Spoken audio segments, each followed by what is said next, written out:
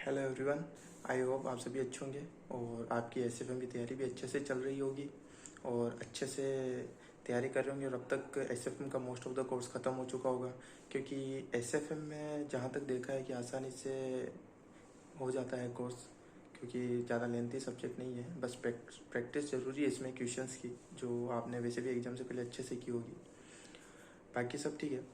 अपन कल जो मैंने वीडियो बनाई थी उसमें वॉइस की प्रॉब्लम थी, वो मैंने देखा अपलोड करने के बाद तो उसमें वॉइस की प्रॉब्लम थी, तो कोशिश करूँगा इस वीडियो में ना रहे। बाकी कल वीडियो में मैंने कहा था कि 3.25 घंटे में मतलब हाउ टू यूज़ 15 मिनट्स, उस पर वीडियो आज डाल दूँगा। थोड़ा लेट हो गया, लेकिन वो वीडियो मैंने बनाने में थोड़ा लेट हो गया।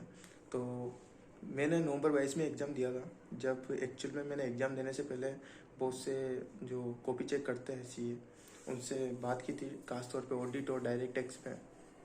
उनसे मैंने पूछा था कि पैटर्न क्या रहता है एक्चुअल में, जो बहुत सालों से कॉपी चेक कर रहे हैं बहुत समय से। उनसे पूछा तो उन्होंने बताया कि बेसिकली तो पॉइंट्स वाइज नंबर होते हैं। बहुत सी बार अपन बहुत कुछ लिख देते हैं, उनके नंबर नहीं होते हैं। और एक मिसकंसेप्शन भी रहता है अपने सीए स्टूडेंट्स में, और बहुत से पुराने स्टूडेंट्स या टीचर्स बोल सकते हैं कि बोलते हैं तो कि जैसे कोई क्वेश्चन उठाए तो पूरा उसे करें। उनसे मैंने पूछा तो उन्होंने कहा ऐसा कुछ ज़रूरी नहीं है कि आपने कोई क्वेश्चन उठाया तो पूरा करोगे तो आपको नंबर ज़्यादा दे देंगे, ऐसा कुछ नहीं है। इसकी जगह आप ऐसा कर सकते हैं, और एसएफएम के हिसाब से मैं बता देता हूँ, बाकी सब पेपर में पैटर्न तो ऐसे ही फॉलो करना है। जैसे आप सिंपल सा कर सकते हैं 15 मिनट्स में कि फर्स्ट 3 हिस्सों में डिवाइड कर दें 3 आवर्स में। फर्स्ट आवर में आपको 25 से 30 मार्क्स का पेपर कम से कम अटेंड करना है। और ऐसे क्वेश्चन एसएफएम के हिसाब से बता रहा हूँ मैं कि जैसे आप कोई भी ऐसे 25 से 30 मार्क्स के क्वेश्चन कर लें जो आपने देखे हुए हैं, और एसएफएम में ऐसा होता ही है कि 40 मार्क्स तक के तो आपके 2 कॉपी जो देखे हुए हैं कम से कम मिल ही जाते हैं। तो 25 से 30 मार्क्स जो ऐसे क्वेश्चन है जो आपने देखे, शायद में भी एग्जाम्पल के लिए वो फर्स्ट पहले क्वेश्चन का ए पार्ट हो, सेकंड क्वेश्चन का बी पार्ट हो, या थर्ड का सी हो, या कुछ भी हो, कैसा भी पैटर्न हो, आप जो आपको मिल रहे हैं जैसे कोई क्वेश्चन, किसी भी क्वेश्चन का कोई पार्ट है तो आप वो सेलेक्ट कर लें।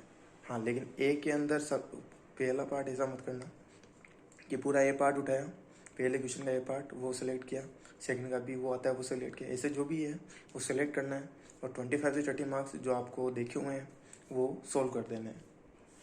और उसके बाद वो क्वेश्चन अटेंड करने हैं सेकेंड आर्ट्स के लिए, वो भी आप 30 मार्क्स के मिनिमम सेलेक्ट कर सकते हैं। जो आपको 50% या उससे ज़्यादा आते हैं तो वो क्वेश्चन आप सेलेक्ट कर ले सेकेंड आर्ट्स में। 25 से 30 मार्क्स, 30 मार्क्स तो ले ही लें।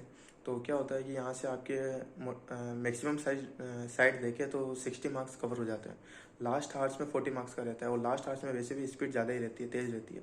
और वही क्वेश्चन बाकी रहेंगे जो आपको कम आते हैं, या जो आपको आपने देखे हुए नहीं है, या फिर आपको देखे हुए हैं लेकिन आपको याद नहीं आ रहे, या मिस्टेक हो रही है, या आपको कॉन्सेप्ट याद नहीं रहा, या XYZ जो भी रीज़न है, तो वो आप लास्ट में रखें। खासतौर पे एसएफएम में तो थ्योरी क्वेश्चन लास्ट में 20 मार्क्स के रख ही ले, ताकि उसमें क्या लास्ट के 30 मिनट्स में फटाफट देखने हो जाते हैं।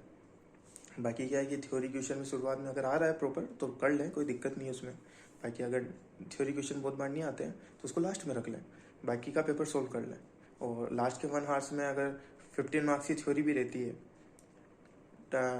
तो 25 मार्क्स का पेपर प्रैक्टिकल बाकी होता है, तो उसमें से अगर 15 मार्क्स का भी आप कुछ कर लेते हैं तो 90 मार्क्स का पेपर अटेंड हो जाता है।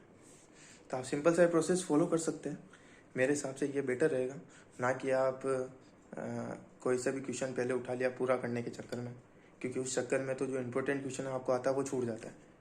बहुत बार ऐसा होता है, और फिर बाद में अपन बोलते हैं कि ये क्वेश्चन सोल्व नहीं हुआ, छूट गया, आ रहा था, कर नहीं पाया, या XYZ जो भी रीज़न बोलते हैं, तो वो नहीं होगा।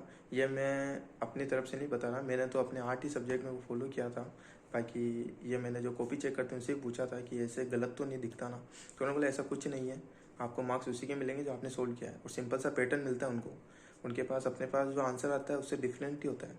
उनके तो हर क्वेश्चन के आंसर के नीचे लिखा रहता है कि कौन से पॉइंट के कितने मार्क्स है, क्या लिखेंगे तो कितना है, सब कुछ लिखा रहता है। तो ये मत सोचें कि मैं ऐसा करूँगा तो नंबर मिलेंगे नहीं मिलेंगे। मैंने भी यही फॉलो किया है, और मैंने जो कॉपी चेक करते हैं उनसे भी पूछा है, तो ऐसे ही फॉलो करें। ऐसा ज़रूरी नहीं है कि पूरा क्वेश्चन उठाया तो पूरा करना ज़रूरी है। इस भ्रम में ना रहे, गलत फहमी ना फैले। ऐसा चलता है, मैंने भी सुना था, लेकिन वो गलत है, कोई मतलब नहीं उस चीज़ का। और लास्ट में सिर्फ इतना कहूँगा, लास्ट में सिर्फ इतना कह रहा हूँ कि आप इसी पैटर्न को फॉलो करें। और मैंने एक बुक पढ़ी थी, अग्नि की उड़ान, डॉक्टर APJ अब्दुल कलाम की। उसमें कुछ पंक्तियाँ थी, वो ज़रूर मैं बोल देता हूँ। क्यों है चिंतित सहमा डरा उदास का पुरुष, अभी कहाँ आया है अवसर, अभी कहाँ खोया है कुछ भी। तो अच्छे से तैयारी करें और इस पैटर्न को फॉलो करें, सभी में फॉलो करें। एक्चुअल में थ्योरी सब्जेक्ट के लिए मैं अलग से डाल दूंगा, बाकी प्रैक्टिकल सब्जेक्ट में कल SFM में तो इसको यूज करें।